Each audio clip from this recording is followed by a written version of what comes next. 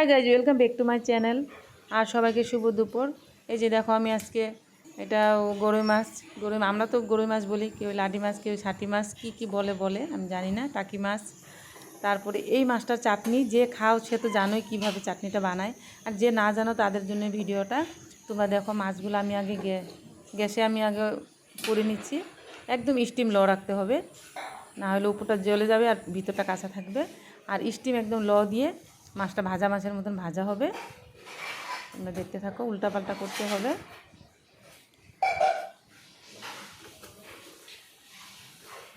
মাছটা আমি ভেজে নিব।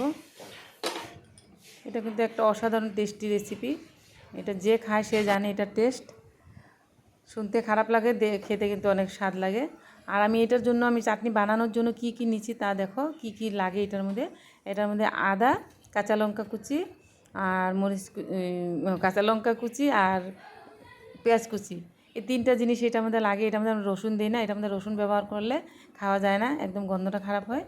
আর এই যে মাছগুলো দেখো আমি কী সুন্দর করে ছাড়িয়ে নিয়েছি। যে দেখো, মাথাটা আর কাঁটাটা আলাদা হয়ে যায়, আর মাছগুলো আলাদা হয়ে যায় পুরাটা ভালো হলে।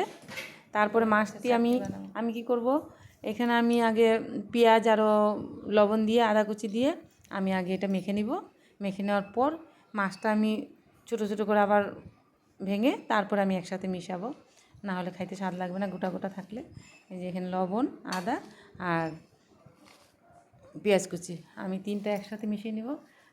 লঙ্কাটা অল্প পরে দিব, নাহলে হাত জ্বলবো, তার জন্য।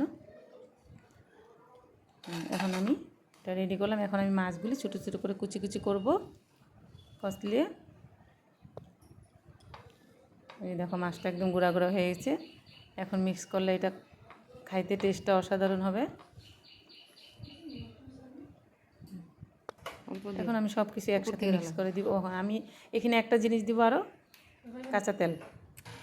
আর এখানে আর কিছু লাগবে না, এই তিনটা জিনিস,